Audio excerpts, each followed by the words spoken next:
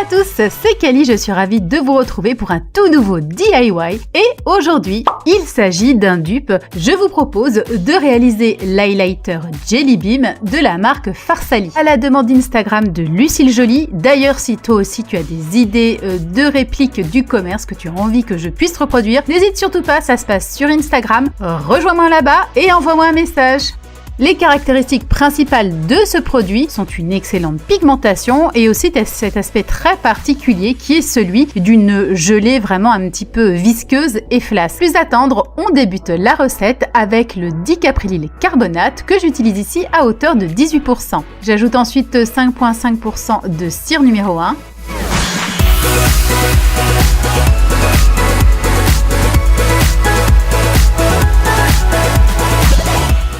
J'ajoute ensuite un mélange de 6% de glycérine et de 0,8% de gomme carragénane.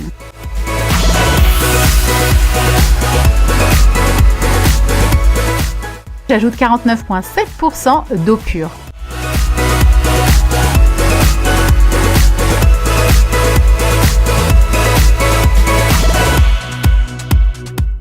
J'incorpore également 19% d'un mélange de mica que j'ai personnalisé. Vous retrouverez le détail spécifique sur calibeauty.com, mais bien entendu, c'est à vous de customiser en fonction de la teinte que vous souhaitez. Vous pouvez tout aussi bien n'utiliser qu'un seul mica. Je place ensuite l'ensemble de la préparation au bain-marie jusqu'à ce qu'elle soit parfaitement homogène. Ensuite, c'est très simple, il suffit de bien la mélanger et on termine en ajoutant le conservateur, ici du Cosguar, à hauteur de 1%. Pour ma part, concernant le make-up, je ne suis pas du tout fan des textures extra gélifiées, donc j'ai plutôt travaillé sur une version qui, même si elle a du corps, est plus crémeuse que gel.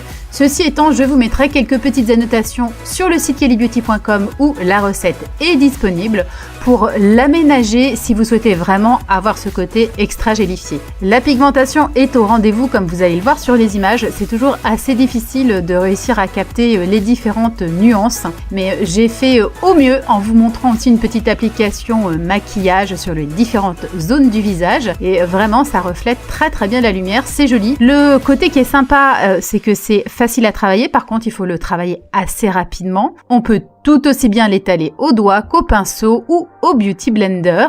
Et enfin, on peut également intensifier en appliquant successivement plusieurs couches.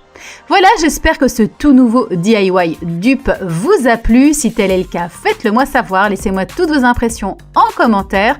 N'oubliez pas non plus de liker la vidéo et de la partager auprès de vos contacts sur les réseaux sociaux. Et surtout, si ce n'est toujours pas fait, filez vous abonner à la chaîne, activez également les notifications pour ne rater aucun DIY. À bientôt les calinettes!